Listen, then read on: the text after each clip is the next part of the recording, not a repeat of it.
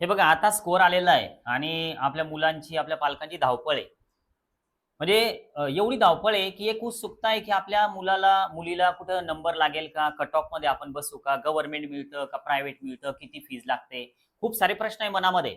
पण एक घरच्यासारखं तुम्हाला सांगतोय मी, की रँक येईपर्यंत 100% कन्फर्मेशन देता येत नसतं. तर त्यामुळे हे जे स्कोर आहे, तर हे स्कोर फक्त टेंटेटिव्ह कट ऑफ आहेत.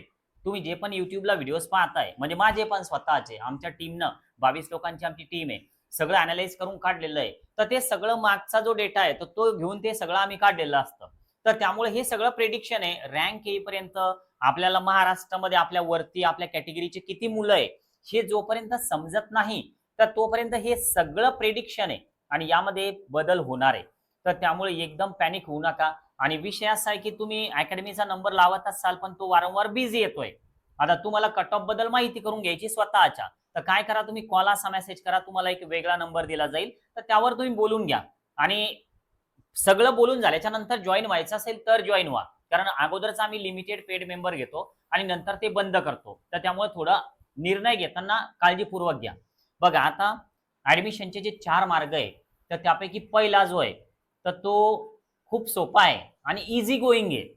यामध्ये काय आहे, की तुम्ही कट ऑफमध्ये जर बसत असाल गव्हर्नमेंट कॉलेजच्या किंवा सेमी गव्हर्नमेंट कॉलेजच्या, तर तुम्हाला एक प्रॉपर काउन्सेलिंग करावं लागतं आणि त्यामध्ये रजिस्ट्रेशन आहे, कॉलेजच्या चॉईस फिलिंग आहे, तर ह्या सगळ्या प्रॉपरली झाल्या, की मग अलॉटमेंट होऊन जातं आणि ही सगळी प्रक्रिया ऑनलाईन होते. यामध्ये मानवी हस्तक्षेप कोणताच नसतो, खालीवर काहीच करता येत नाही.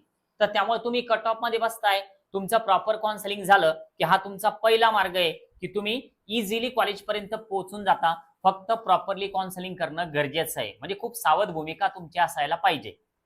आता दुसरा मार्ग आहे, की ज्यामध्ये तुम्ही कट ऑफमध्ये बसत नाही. म्हणजे थोडक्यात तुमचा स्कोर कमी येतोय. आता इथनं पुढचे जे मार्ग मी सांगणार आहे, तर ते स्कोर कमीवाल्यांसाठी किंवा बॉर्डरवर जे येतायत, बाउंडरीवर, तर त्यांच्यासाठी सांगतोय.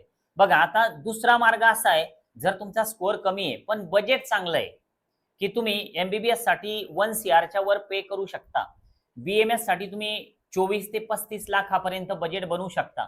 बी-डी-एसचं बजेट पण त्याच पद्धतीनं आहे किंवा बी-एच-एम-एस तुम्ही 1.5 लाख, 2 लाख रुपये पर इयर पे करण्याची कॅपॅसिटी ठेवता. तर अशा कंडिशनमध्ये तुम्ही महाराष्ट्राचा जो आय-क्यू कोटा आहे, की ज्याला मॅनेजमेंट कोटा सुद्धा म्हटलं जातं, तर तो ट्राय करू शकता. आता हे ट्राय करू शकता असं का वापरलं मी? कारण याची सुद्धा 100% गॅरंटी कोणीच नाही घेऊ शकत. तुम्ही कोणत्याही कॉलेजला व्हिजिट करा. कॉलेजवाले पण तुम्हाला सांगतील, की कॉलेजच्या हातामध्ये सुद्धा काहीच नाही. कारण ह्या अलॉटमेंट सगळ्या ऑनलाईन होतात. तुम्ही जर मेरिट लिस्टमध्ये जर बसत असाल, तरच तुम्हाला ती मॅनेजमेंटची सीट मिळते. तुम्ही शिल्लक पैसे दिले म्हणजे तुम्हाला सीट मिळेल, तर हा प्रकार होतच नाही. तर त्यामुळं सगळ्या प्रक्रियेचा 360 डिग्री एकदा आपण विचार करायचा, नंतर त्या प्रक्रियेमध्ये उतरायचं. दुसरा मार्ग तुमच्यासाठी सोयीचा आहे का? तर हे तुम्ही निर्णय घ्यायचा आहे. तिसरा मार्ग आहे, की एकरकमी जास्त पैसे भरण्याची तयारी नाही, पण तरीसुद्धा एम-बी-बी-एस करायचंय, बी-डी-एस, बी-एम-एस, बी-एच-एम-एस करायचंय. मग अशा वेळेस आपण डीम्ड युनिव्हर्सिटी हा पर्याय निवडू शकतो. एज्युकेशनचा काहीच नाही फरक पडत. अकॅडमिकमध्ये बरेचसे डीम्ड कॉलेज चांगलेच असतात. डिग्री, एक डीमची डिग्री वेगळी असते, एम-यू-एच-एस नाशिकची डिग्री वेगळी असते. काहीच फरक नाही पडत आणि बरेचसे मुलं डीमच्या सीट रिकाम्या राहतात असा विषयच नाही. सगळ्या फुल होतात.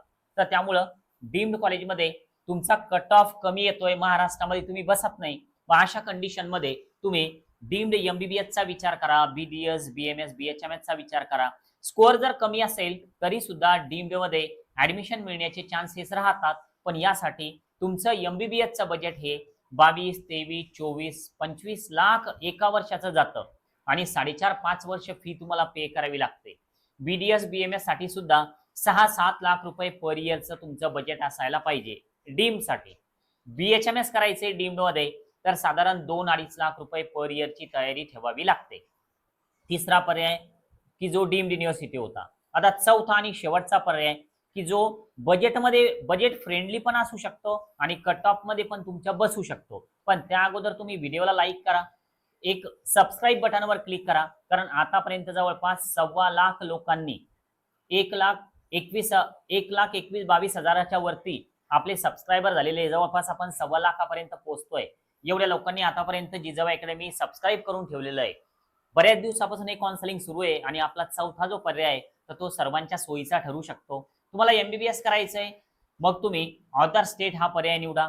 बरेचसे स्टेट असे आहे की ज्यामध्ये 11, 12, 13 लाख पर इयरनं ऍडमिशन होतात आणि मागच्या सत्रामध्ये त्या स्टेटवाल्यांनी स्कॉलरशिपचे फॉर्म सुद्धा भरून घेतले. स्कॉलरशिप मिळाल्या नाहीत अजून, पण फॉर्म भरून घेतलेले आहे. आता BMS चे पण पर्याय अदर स्टेटमध्ये भरपूर उपलब्ध होतात, की ज्यामध्ये कर्नाटक आहे, ज्यामध्ये MP आहे, UP आहे, बरेचसे स्टेट आहे, की काही ठिकाणी तर 1.5 लाख पर इयरनं, 2.25 लाख पर इयरनं सुद्धा ऍडमिशन होते. पण या सगळ्या गोष्टी करत असताना तुम्ही जर जिजाऊ अकॅडमी ऑफिसला परस्पर येत असाल तर एक लक्षात घ्या, ऑफिसला स्टाफ असतो, मी ऑफिसला असेलच याची खात्री नसते, तर त्यामुळे परस्पर येऊ नका.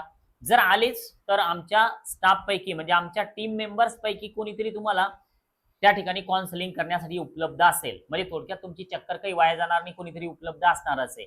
पण परस्पर येऊ नका, एक मेसेज करून या, जेणेकरून तुमचा त्रास वाचेल आणि आपली आपली जो वेळ आहे, आपला जो प्रवास आहे, तर तो वाया जाणार नाही. आज आपण थांबूया. Okay, bye.